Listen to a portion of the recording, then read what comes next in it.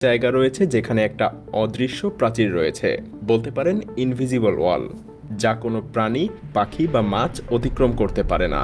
অবিশ্বাস্য মনে হচ্ছে, তাই না? কিন্তু বিশ্বাস করুন, এটাই সত্য।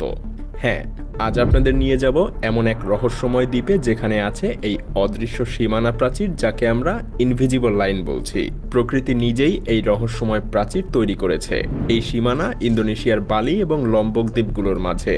এই লাইন একে অপরের পাশ দিয়ে চলে গেলেও এই দুই অঞ্চলের প্রাণীদের জন্য এই সীমানা কখনোই পেরোনো সম্ভব না। শুধুমাত্র ৩৫ কিলোমিটারের দূরত্ব। তারপরেও এই দুই অঞ্চলের প্রাণী এক পাশ থেকে অন্য পাশে যেতে পারে না। হ্যাঁ, এখানে এক অদৃশ্য শক্তি আছে যা কোনো প্রাণীকে এখানে আসতে বা চলে যেতে দেয় না, অর্থাৎ এই অদৃশ্য প্রাচীর অতিক্রম করতে দেয় না। কিভাবে? বুঝিয়ে বলছি। বালি এবং লম্বক দ্বীপগুলোর মাঝে একদিকে রয়েছে এক ধরনের প্রাণী, পাখি এবং মাছ, আর অন্যদিকে একেবারে ভিন্ন ধরনের প্রাণী, পাখি এবং মাছ রয়েছে। আপনি যখন বালি থেকে লম্বক পৌঁছাবেন তখন আপনি বুঝতে পারবেন যে যতটুকু ঘুরে দেখেছেন সবকিছুই মুহূর্তের মধ্যে বদলে গেছে। হ্যাঁ, যদি বালি থেকে লম্বক চলে যান, আপনি পুরো পরিবেশটাকেই আলাদা হয়ে যেতে দেখবেন। এবং এই রহস্যময় সীমানাটার সবথেকে অদ্ভুত বিষয় হলো, এটা শুধু মানুষ ছাড়া অন্য কোনো প্রাণী বা মাছের পক্ষে পার করা সম্ভব না। এমনকি একটা পাখিও উড়ে যেতে পারে না। আপনি নিশ্চয়ই ভাবছেন, এই ৩৫ কিলোমিটার দূরে এমন কি আছে যে প্রাণীরা একদিক থেকে আরেক দিকে যেতে পারে না? সত্যি বলতে, এই সীমানার পেছনে রয়েছে এক অদৃশ্য শক্তি, যা সবার অগোচরে পুরো পরিবেশকে একে অপরের থেকে আলাদা করে রেখেছে। আর এই অদৃশ্য প্রাচীরের রহস্য জানতে হলে আমাদেরকে ১৫০ বছর পেছনে যেতে হবে। কিভাবে এবং কেন এটা তৈরি হলো, আর কেনই বা এটা সম্ভব? চলুন একটু অতীতে ফিরে যাই। ১৫০ বছর আগে এক ব্রিটিশ গবেষক আলফ্রেড রসেল ওয়ালিস এই রহস্যময় লাইনটা আবিষ্কার করেছিলেন। তিনি জানতেন না যে তার এই আবিষ্কার একদিন পুরো পৃথিবীকে চমকে দিবে। আসলে ওয়ালিসের জীবনটাও ছিল অত্যন্ত নাটকীয়। ইংল্যান্ডের একটা সাধারণ পরিবারে জন্ম নেয়া আলফ্রেড ছোটবেলা থেকেই পড়াশোনায় আগ্রহী ছিলেন। তবে পরিবারের অভাব অনটন তাকে পড়াশোনা ছেড়ে তার বাবার সাথে, যিনি ছিলেন একজন কার্টোগ্রাফার অর্থাৎ মানচিত্রবিদ, তার সাথে যাত্রা করতে বাধ্য করেছিল।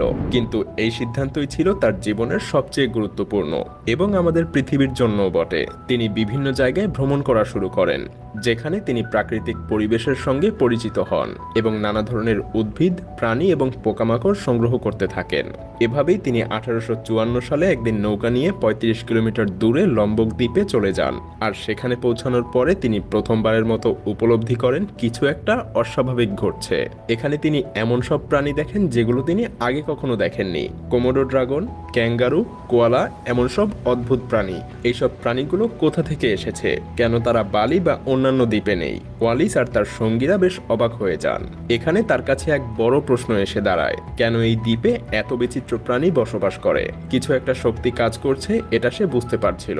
তবে এই রহস্যময় পরিস্থিতি তাকে ভাবিয়ে তোলে। কিন্তু সমাধানটা আসতে আরো কিছুদিন সময় লাগে, এবং সেই সময়ের মধ্যে তাকে এমন এক অদ্ভুত রোগে আক্রান্ত হতে হয় যা তাকে এক জায়গায় বিশ্রাম নিতে বাধ্য করে।